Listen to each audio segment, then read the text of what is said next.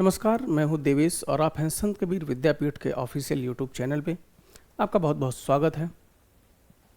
यहाँ पे हम हर रोज़ मिलते हैं एक नए वीडियो के साथ बीए थर्ड सेमेस्टर के भूगोल विषय को लेकर के। और हमारी यात्रा काफ़ी आगे बढ़ती हुई अब हम अपने सेमेस्टर के अंत की ओर हैं। यानी एक वीडियो आज रिकॉर्ड होगा, एक वीडियो के साथ आज मैं आपसे मुखातिब होऊंगा और एक और वीडियो आएगा, फिर बीए थर्ड सेमेस्टर का भूगोल विषय समाप्त हो जाएगा। बहुत अच्छा जर्नी रहा, बहुत मज़ा आया आप लोगों के साथ।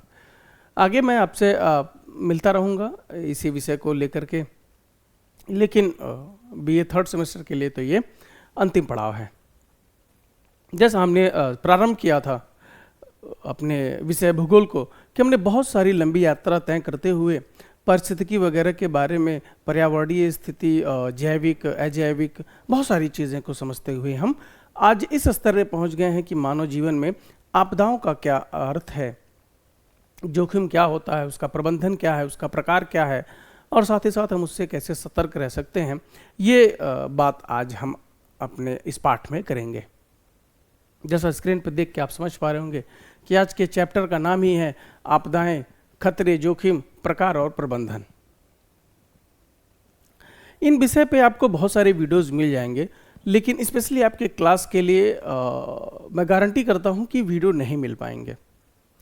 जो चीज़ें संत कबीर विद्यापीठ का ऑफिशियल यूट्यूब चैनल पे मिलेंगी, संभव ही नहीं है कि और कहीं मिल पाए, क्योंकि इतने सुदृढ़ तरीके से, वैज्ञानिकता के तरीके से, क्रमबद्ध तरीके से किसी ने वीडियोज़ नहीं बनाए। और उसी को देखते हुए हमने ये तय किया कि हम कुछ इस प्रकार की प्लेलिस्ट बनाएंगे ताकि सबको इसमें फ़ायदा पहुँचे। तो बहुत देरी ना करते हुए हम अपने पाठ की ओर चलते हैं। उठा लीजिए कापी और कलम, नोट करते हुए चलेंगे। जो भी अच्छा लगेगा आप पॉज करके नोट कर सकते हैं। ठीक है, सबसे पहली बात, आपदा का अर्थ क्या है, ये आपदा शब्द आया कहाँ से, इसके बारे में हम पहले बात करेंगे। चूंकि बहुत पहले से जितने भी विषय आपने पढ़े होंगे या जिसके भी बारे में, शब्द के बारे में या भाषा के बारे में या विषय के बारे में बात होती है, तो उसमें आपको अक्सर यूरोपीय स्तर, लैटिन भाषा, यूरोप के देशों की छाप आपको देखने को मिलती है, क्योंकि उस समय दर्शन शास्त्र सबसे उच्च स्तर पे था वहाँ। तो उसी की रूपरेखा आगे बढ़ाते हुए आज बात होगी कि जो डिजास्टर शब्द है अंग्रेजी का, उससे इसका हिंदी रूपांतरण हुआ है आपदा का। और ये डिजास्टर शब्द बना है डिजिएस्टर फ्रांसीसी शब्द से, यानी इसका अर्थ होता है डेज प्लस एस्ट्रे, मतलब बुरा तारा। मतलब डिजास्टर शब्द आया डिजिएस्टर फ्रांसीसी से और डिजिएस्टर आया डेस और एस्ट्रे से। ये आपको लिखना पड़ेगा, देखिए बहुत सही इसको समझने की जरूरत है कि डिजास्टर और ये बुरा तारा का अर्थ है इविल स्टार, और ये अपने शाब्दिक रूप में यानी व्यवहारिक रूप में ये शब्द बन जाता है आपदा। अच्छा, आपदा और खतरे में बहुत अंतर होता है। खतरे के लिए आप सतर्क हो सकते हैं, लेकिन आपदा के लिए आप सतर्क नहीं हो सकते। अब कुछ आपदाओं के बारे में हम बात करेंगे परिभाषा से पहले। सबसे पहले आपको ये चित्र दिख रहा होगा, जंगल में लगी आग है। अब ये जो है ये आपदा है, खतरा नहीं है, ये समझने की बात है। या आप बाढ़ देख पा रहे होंगे, पूर्णतः शहर भरा हुआ है, ये आपदा है, खतरा नहीं है।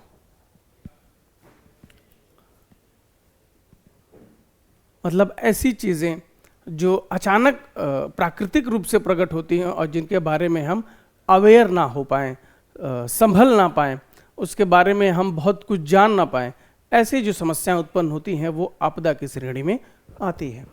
हालांकि मौसम वैज्ञानिकों ने बहुत सारे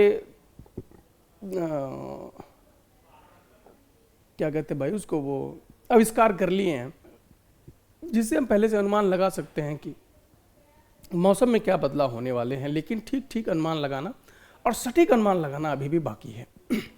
तो आपदा आपने समझ लिया कि ये आपदाओं की श्रेणी में आएंगे। अब परिभाषा की ओर चलते हैं।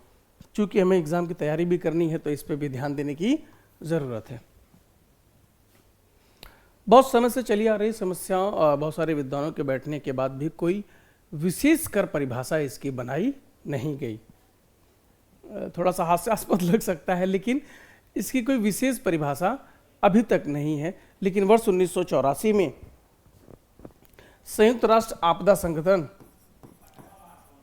संयुक्त राष्ट्र आपदा संगठन 1984 की बैठक में इन्होंने एक मत जाहिर किया, परिभाषा के रूप में न होकर के एक व्यवहारिक और वैचारिक रूप से इन्होंने कहा कि ऐसी समस्या या ऐसी घटना जो समय के साथ और स्थान में केंद्रित होती है, मतलब एक निश्चित समय में और किसी निश्चित स्थान पे, समय और स्थान केंद्रित स्तर पे, यानी उस स्थान के आसपास और एक निश्चित समय के लिए जो समस्या उत्पन्न होती है जिससे धन संपदा की हानि होती है, जीवन की हानि होती है, ऐसी समस्याओं को हम आपदा की श्रेणी में रखेंगे। और उसका उदाहरण हमने इसके पहले आपको दिखाया है यहाँ पे। अभी कुछ समय पहले पिछले वर्ष 2024 में शायद, हाँ, कैलिफोर्निया में जंगल की बहुत बड़ी आग उभरी थी और उसमें जो सबसे ज़्यादा चपेट में आया था वो हॉलीवुड आया था। हॉलीवुड वो जो मूवी बनती है अमेरिका में, जैसे हमारे यहाँ बॉलीवुड है वैसे वहाँ पे हॉलीवुड है। बहुत पुरानी संस्था है फिल्म के क्षेत्र की। तो वहाँ पे जंगल की आग के चपेट में हॉलीवुड आ गया था और ये बहुत बड़ी आपदा थी। उसी प्रकार से ये बाढ़ है। अच्छा, बाढ़ की बात अगर हम करें तो सबसे भयानक बाढ़ जो हर वर्ष देखने को मिलती है, ऐसा लग रहा होता है कि पुनरावृत्ति हो रही हो, और जब तक ये कांड नहीं होगा तब तक माना ही नहीं जाएगा कि वर्ष पूर्ण हुआ। और उस राज्य का नाम है बिहार। कमाल की बात है कि प्रत्येक वर्ष ये समस्या आती है और प्रत्येक वर्ष उसके लिए रिलीफ फंड जारी कर दिया जाता है। लोग उसके बारे में सोशल मीडिया पे कमेंट पास कर देते हैं, थोड़ा सा शोक व्यक्त कर देते हैं, और अंत में बाढ़ खत्म हो जाती है, सीजन खत्म हो जाता है, फिर अगले वर्ष का हम इंतजार कर रहे होते हैं। ये भी आपदा की श्रेणी में आता है। और उस नदी का नाम है कोसी, जो बाढ़ लेके आती है, और इसे बिहार का शोक भी कहा जाता है।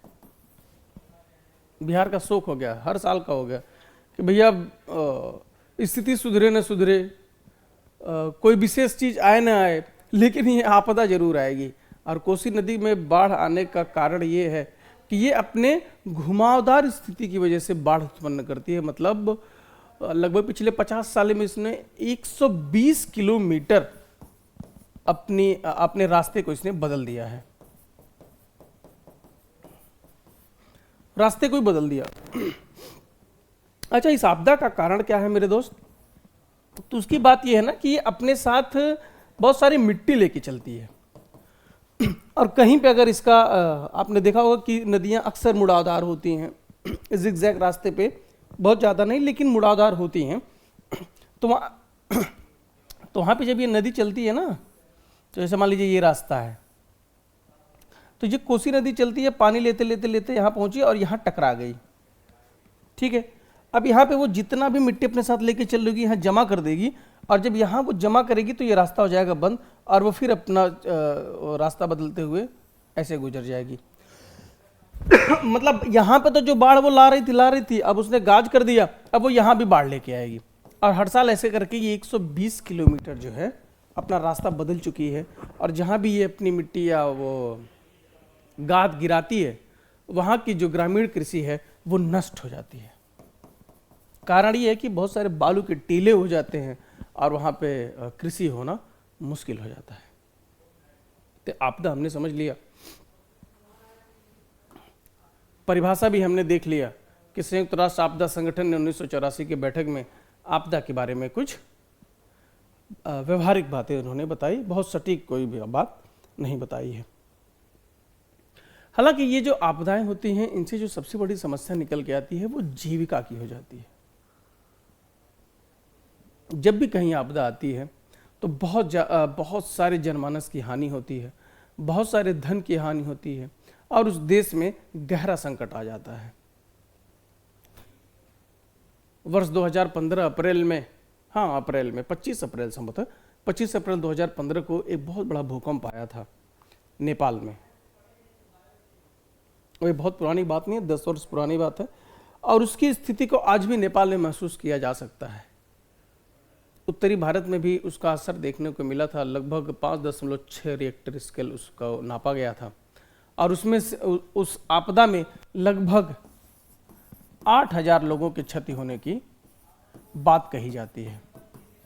हालांकि ऑफिशियल आंकड़े कुछ और कहते हैं, लेकिन अक्सर उसमें थोड़ा सा भेदभाव होता ही होता है। आपदा की ये एक बहुत बड़ा उदाहरण है। उसी प्रकार से भारत के तटीय क्षेत्रों में कई बार चक्रवात से समुद्री स्तर के बढ़ने की वजह से बहुत सारी समस्याएं, आपदाएं आती रहती हैं। भूकंप हो गया, ज्वालामुखी हो गई, बादल का फट जाना हो गया।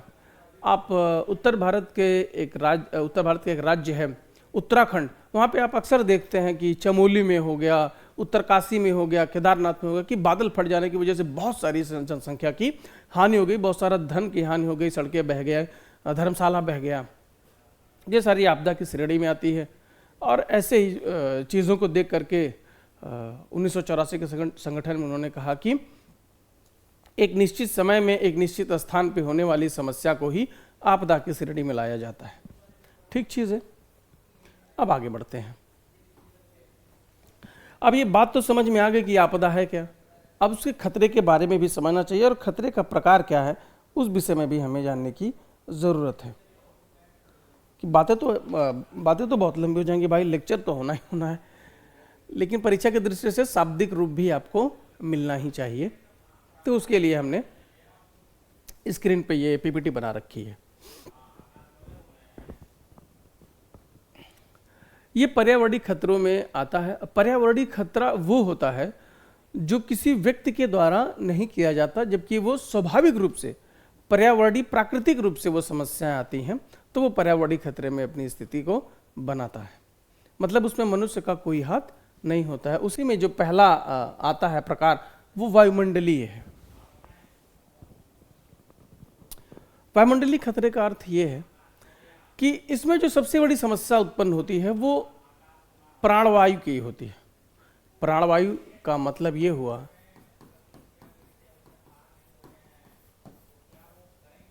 अब समझ में आया, ऑक्सीजन का। वायुमंडलीय खतरे में सबसे ज़्यादा जो प्रभावित होती है वो ऑक्सीजन प्रभावित होती है, और जबकि हम अच्छे से जानते हैं कि इसे प्राणवायु भी कहा जाता है, और इसकी कमी होने से जीवन की संपन्नता में खतरा उत्पन्न हो जाता है।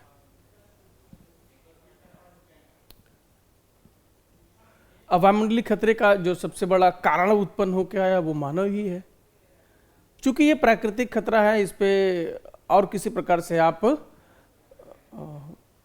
क्या कहते हैं भाई, वो काबू नहीं पा सकते। वायुमंडलीय खतरों में पहला जो सबसे खतरनाक गैस है वो CFC है, क्लोरोफ्लोरोकार्बन, और ये ओजोन परत में भैया छिद्र कर देती है।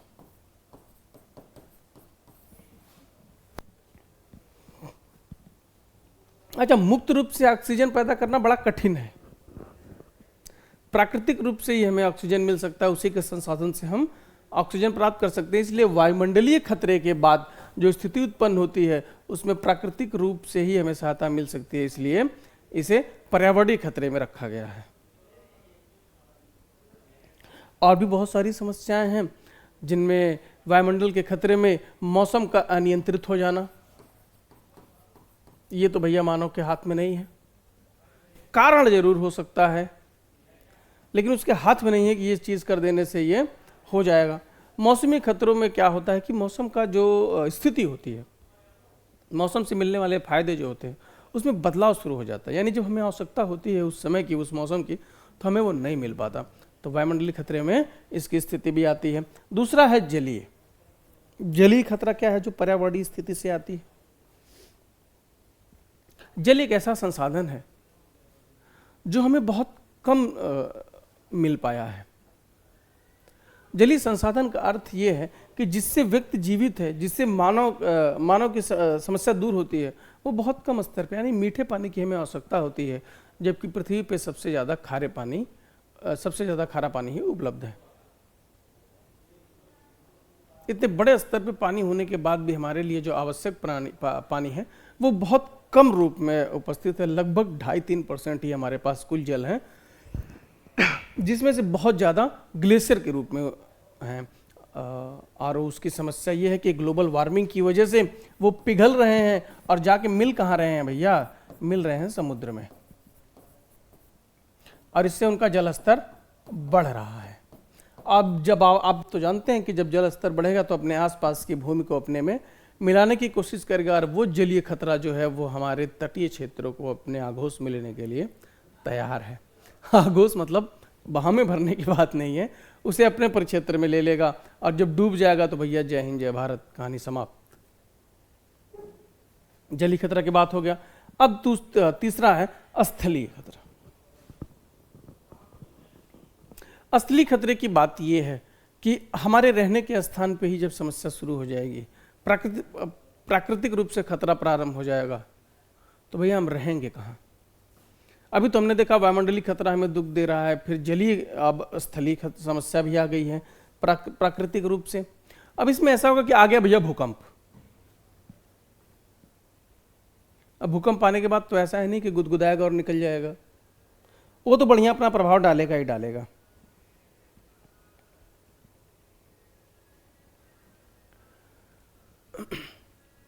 पूरी तरीके से तहस नहस कर देगा, रहने का स्थान खत्म हो जाएगा, और आपके लिए जीवन को आगे बढ़ाने के लिए समस्या उत्पन्न हो जाएगी। उसमें और भी समस्याएं हैं जो स्थलीय खतरे में है। उसमें से खनिज का दोहन जो है वो भी एक विशेष समस्या है। इसके से प्राकृतिक आपदाएं आती हैं। अब कोई स्थान है, अगर उस जगह से उसको आप हटाएंगे तो बैलेंस बनाने के लिए कहीं ना कहीं से तो वहाँ पे लाके स्थिति को बराबर करेगा, और ऐसी समस्या में तो प्राकृतिक आपदाएं स्वयं आती हैं। मतलब अगर बहुत बड़ा गड्ढा हो गया, अब वो गड्ढा जहाँ हुआ है वहाँ से कुछ तो निकाला गया होगा, और उसको निकाल के कहीं तो रखा गया होगा, तो एक तरीके से डिसबैलेंस शुरू हुआ, और उस डिसबैलेंस को भरने के लिए पृथ्वी जब अपना काम करती है तो भैया जीवन नाश शुरू हो जाता है। चौथा है जैव मंडलीय। जैव मंडली में जब आप खाद्य श्रृंखला में समस्या उत्पन्न करते हैं, जब जानवर अपनी खाद्य श्रृंखला से बाहर निकल के काम करने लगते हैं, तो जैव मंडलीय खतरा शुरू हो जाता है।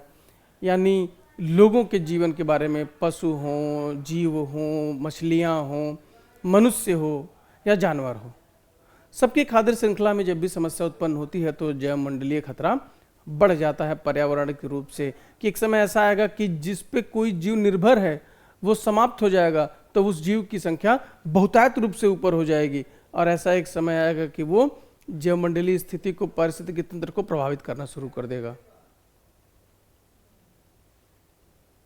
अब मच्छर लीजिए आप, मच्छर के ऊपर अक्सर, मतलब बहुत ज़्यादा मेढक उसका भोजन पान करते हैं। अब मेढक की स्थिति अगर बिगड़ेगी तो मच्छर की संख्या बढ़ेगी, और उसमें पारिस्थितिकी तंत्र में समस्या शुरू हो जाएगी। साथ ही साथ जब आप उनके रहने के स्थान को समाप्त करते हुए जाएंगे तो वो कहीं ना कहीं पलायन करेंगे, और जब वो पलायन करेंगे तो अन्य लोगों के साथ समस्या शुरू हो जाएगी। अब ये चीज़ जब आप देखेंगे कि जंगल समाप्त होंगे तो वहाँ पे रहने वाले जो जीव जंतु हैं कहाँ जाएंगे। तो ऐसी स्थिति में निवास स्थान की समस्या शुरू हो जाती है, और जैवमंडलीय खतरा शुरू हो जाता है, पर्यावरणीय खतरा शुरू हो जाता है। अब इस खतरे के बारे में समझ में आया। अब एक कदम आगे बढ़ाते हैं, अब देखते हैं जोखिम के बारे में।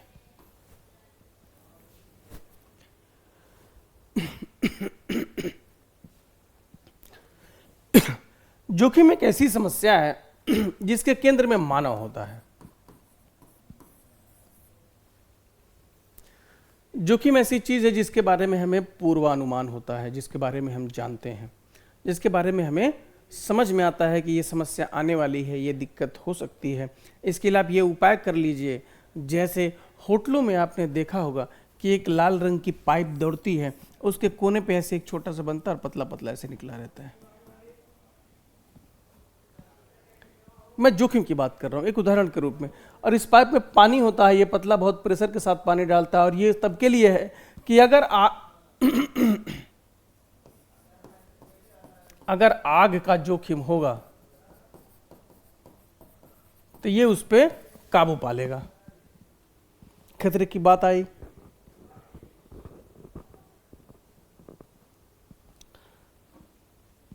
इसकी भी कोई विशेष परिभाषा नहीं है। जोखिम के बारे में भी किसी विद्वान ने कोई परिभाषा नहीं दी है। ये सीधा मतलब ये है कि मानव इसके केंद्र में होगा और अक्सर ऐसी समस्याएं मानव उत्पन्न करता है, मानव खुद बनाता है और उसके बारे में लोगों को जागरूक करता है। अब देखिए, अब जोखिम की बात तो हो गई, हम समझ गए कि जोखिम है क्या, समस्या कहाँ से आ रही है, इसका परिणाम क्या होगा। तो जब सारी चीजें समस्याएं आके सर पे बैठ गई तो अब हमें तो ये भी तो सोचना है कि उसको रोकने के लिए हम क्या व्यवस्था करें, उसके बारे में किस प्रकार हम अवेयर हों ताकि लोगों को उससे बचाया जा सके। तो उसी को सही करने के लिए, उसी को सुचारू रूप से लागू करने के लिए आपदा प्रबंधन चक्र का निर्माण किया गया। चूंकि आपदाएं आनी स्वाभाविक हैं, ऐसा तो है नहीं कि हम उनको रोक लेंगे, और अगर वो आ जाएंगे तो उनको किस प्रकार से हम कम प्रभावी बना सकते हैं, उसके बारे में बात की गई है यहाँ पे। तो जो सबसे पहला आता है वो आपदा पूर्व होता है। अब आप सोच रहे होंगे कि अब ये तो बताया कि आपदा के बारे में कोई जानकारी तो होती नहीं है, तो हम उसको रोकेंगे कैसे, आपदा पूर्व हम क्या स्थिति बना सकते हैं। इसका अर्थ ये हुआ कि हमें ये तो पता है कि आपदा आएगी, लेकिन ये नहीं पता है कि कब आएगी और कैसे आएगी और क्या आएगी। भूकंप आएगा, ज्वालामुखी फट जाएगा, कहीं बादल फट जाएगा, ये सब चीज़ों के बारे में हमें पता नहीं है। लेकिन उसके पूर्व हम क्या करते हैं कि हमारे पास जो आपदा पूर्व की समस्या प्रबंधन है वो क्या है कि हमारे पास एक ऐसी टीम हो जो ऐसी समस्या होने पे तुरंत रिस्पॉन्ड करे। साथ ही साथ लोगों के बीच इतना ऐसी जागरूकता होनी चाहिए कि ऐसी आपदा आ जाने के बाद वो किस तरीके से खुद को प्रोटेक्ट करेंगे, लोगों को कैसे जागरूक करेंगे, सामान को कैसे बचाएंगे, और ऐसी स्थिति में जान को जोखिम में डाले बिना वहाँ से निकलेंगे कैसे। आपदा प्रबंधन का पहला चक्र ये रहा।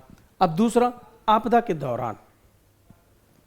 आपदा के दौरान भी ये एक ट्रेनिंग की बात है कि आपदा के दौरान भी प्रबंधन चक्र कैसे काम कर रहा होता है। अब इसमें सबसे पहली चीज होती है कि उनके आवश्यक चीजों को कैसे उनके पास पहुंचाया जाएगा। अब तो वैज्ञानिक रूप से बहुत तेजी के साथ विकास हो गया, तो ड्रोन की व्यवस्था हो गई है, हेलीकॉप्टर हो गया है, तो वस्तुओं को पहुंचाने में आसानी होती है। लेकिन अभी आपने बाढ़ में बिहार में देखा होगा कि जब हेलीकॉप्टर से सामान गिराया जा रहा था तो बहुत सारे सामान टूट जा रहे थे। यह चीज तो देखने को मिलती ही है भैया। तो आपदा के दौरान जो ट्रेनिंग की जाती है, लोगों की सहायता मांगी जाती है, उसकी बात लोगों के पास चिकित्सा कैसे पहुंचाई जाए, पेयजल, भोज्य पदार्थ, उनके रहने की स्थिति, सारी चीजें सुदृढ़ की जाएं, वो आपदा के दौरान प्रबंधन चक्र का एक स्थान है। तीसरा है आपदा के पश्चात, और ये सबसे इंपॉर्टेंट प्रबंधन चक्र में से आता है।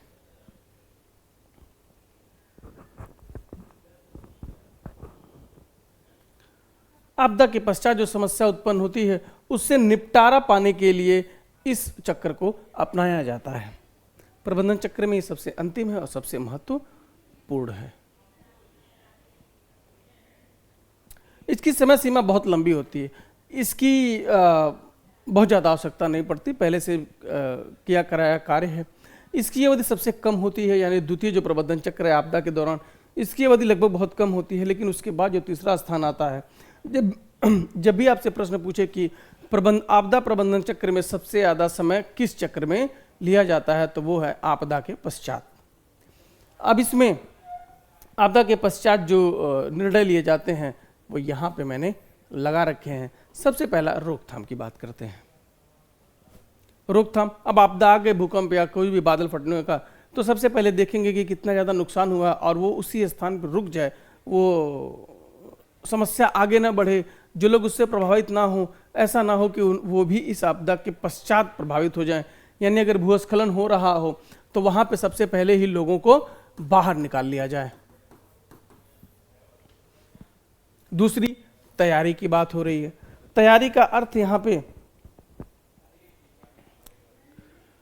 तैयारी का अर्थ ये है कि आपदा के पश्चात, पूर्व भी और आपदा के पश्चात भी जो भी ट्रेनिंग का हिस्सा रहा है, जो भी लोगों की सहायता मांगने की स्थिति रही है, उसके बारे में हम जागरूक भी करेंगे, लोगों को जोड़ेंगे भी, और साथ ही साथ जैसी समस्या होने पे रिस्पॉन्ड भी करेंगे।